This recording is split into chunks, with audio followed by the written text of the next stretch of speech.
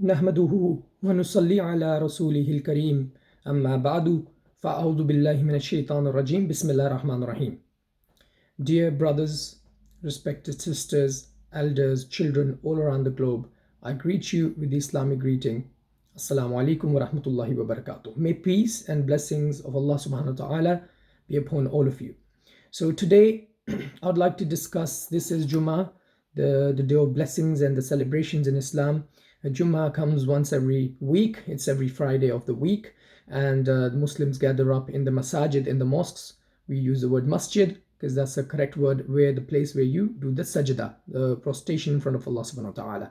So we gather in the masjid, all the men. Mainly it's not compulsory for the women or the female to gather up in the masjid. Otherwise they can be in the female section or be right behind the men, which is Islamic setting. But since the time of Aisha anha, the mother of the believers, it was prohibited or stopped. Rather, it was suggested that the women should pray at home because of the fitna or the turbulence within the community. Because some of the men would gaze at the women and women would gaze at men. So that wasn't really spiritual.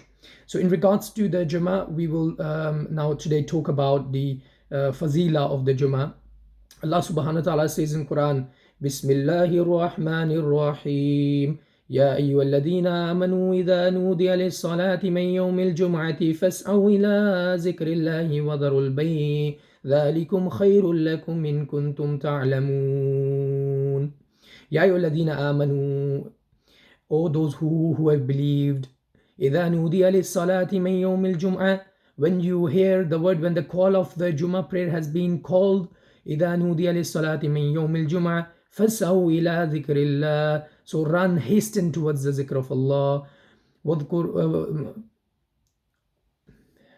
the call of the Jummah prayer is said, hasten or run towards the zikr of Allah. يا أيها الذين آمنوا إذا نودي للصلاة من يوم الجمعة فاسعوا إلى ذكر الله وذروا البيع, and leave or let go your trading. So stop trading, stop selling the clothes, stop selling the businesses, stop selling the items, stop trading. When you hear the sound of the adhan, when you hear the voice of the adhan coming into your ears, Ya ayyuhalladhina amanu, or those who have believed, the people, not only Muslim. It doesn't say Ya ayyuhal muslimu or Muslimun. It says Ya ayyuhalladhina amanu, those who have brought faith on Allah subhanahu wa ta'ala. And that tells you that the requirement of the faith is also fulfilling every and each detail of Islam. So Ya ayyuhalladhina amanu, idha, when nudi'a lis-salah, so when the salah, the call to the prayer, Jum'ah of Jummah is called. So Ya ayyuhalladhina amanu idha nudiya lis-salati min yawm al-jum'ah fas'au ila dhikrillahi wa zarul bay'. So run or hasten towards the zikr of Allah, wa zarul bay', and give up your trade. Dhalikum khairul lakum, indeed this is best for you. Indeed this is best for you.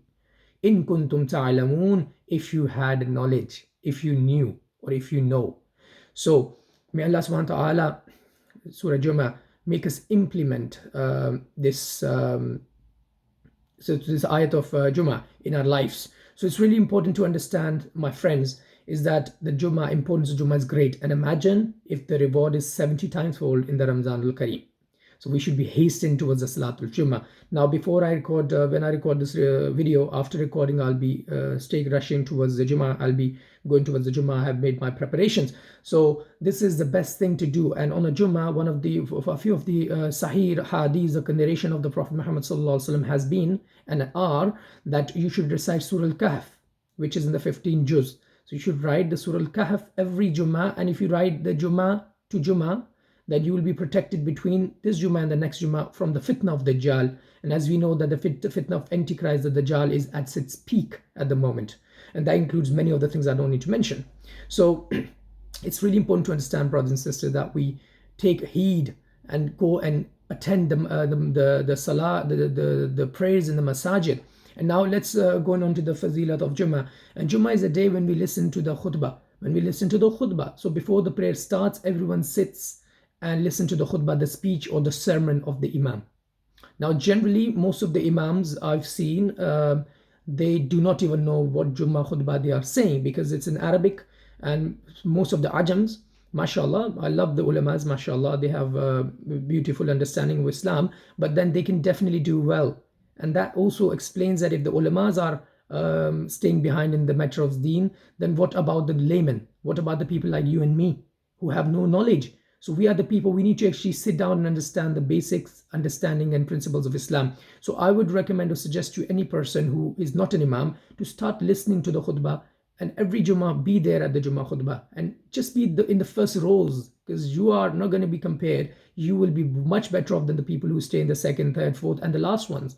And the first row is always the first row. So just rush towards, inshallah, to make sure you get that spot nicely, with humility, with love and affection, and making sure when you go and take your space, you just sit there and do the zikr until the imam comes and takes the seat on the sermon pulpit. Once he sits on the pulpit, he says Alhamdulillah and says the zikr of Allah, and after that he starts the khutbah. Listen attentively without looking left and right, without talking, without even stopping anyone to talk, because no one should be conversing or talking during the Jummah Khutbah. There is a sakht wa'id on that. And it says that the Quran, when the Quran is said, you listen carefully, attentively, so Allah may have mercy upon the believers. So remember, brothers and sisters, when you listen to the khutbah, you will understand the topic. And it's really important for the imams to then understand, I'm going to touch upon that, is what topic they are discussing the Jummah. Of course, you're going to start with the hamd, the ta'rif of Allah subhanahu wa ta'ala, with the ta'rif of the Prophet sallallahu alaihi wasallam, and with the hadith of the Prophet sallallahu alaihi wasallam, with the ayats of Quran. But remember, all of this has to be made relevant to today's day and age. Because end of the day, if you're not linking up with the problems of today's society, then one of the main reasons of Jummah is missing. Is what Abu Bakr as-Siddiq, the Prophet ﷺ, Abu Bakr as-Siddiq, Umar bin Khattab, Uthman bin Affan, Ali al-Murtaza, all of these and the rest of the Amir al-Mu'mineen, they used to come, and the Khalifas and the Imams, they used to come, Imam and a Khalifa, I would say, they used to come and sit on the pulpit, and they used to address the issues of the community in the time. So it's really important for the ulamas to address them in the light of Quran and Hadith, so they don't get off that, don't start discussing personal things, but rather keep it to the Quran and the Sharia and address the issues of today's, so that people can benefit from matters of divorce, from the matters of zakat, from the matters of Eid, from the matters of salah, from the matters of wudu, from the matters of ghusl, etc. And it should be including every single topic, so the general audience, the people who normally doesn't come into the prayers 5 times, they can benefit, because most of these people, as you know from the numbers, are found in the Jummahs. So now I've touched upon the ulamas, mashallah, inshallah they will listen, and every person will benefit what I'm saying, because the work starts from me, but my job is to communicate the message, inshallah. And the rest of the people, with their humility and humbleness, they need to follow it, inshallah, in line with Quran. Now, when I say to the people, what can we do as a layman, as the normal people? We should turn up on time. We should not, jump over people's shoulders. We should be respectful. We should be listening to the khutbah carefully. We should be then listening to the salat, completing the salat. If you can do salatul wudu, tahiyyatul wudu and those 2 nawafil, you can do them. Then you do 4 sunnah if you're a Hanafi, if you're anyone else, whatever sunnahs you can do before the salah. You do the salah, you do the remaining sunnah nawafil as much as you can. Read it again, the virtues. If you don't read other than the farais, it's not that your salah will not be accepted. It will be. But the reward, the jung, the battle should be about gaining more rewards, the competition.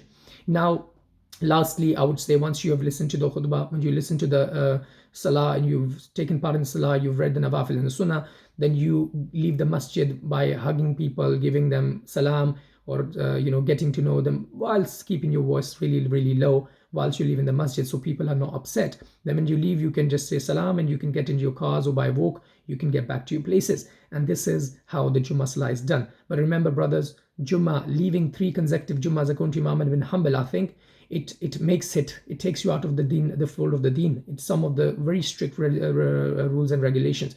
And most of the people say you become a person who is not so much of a believer.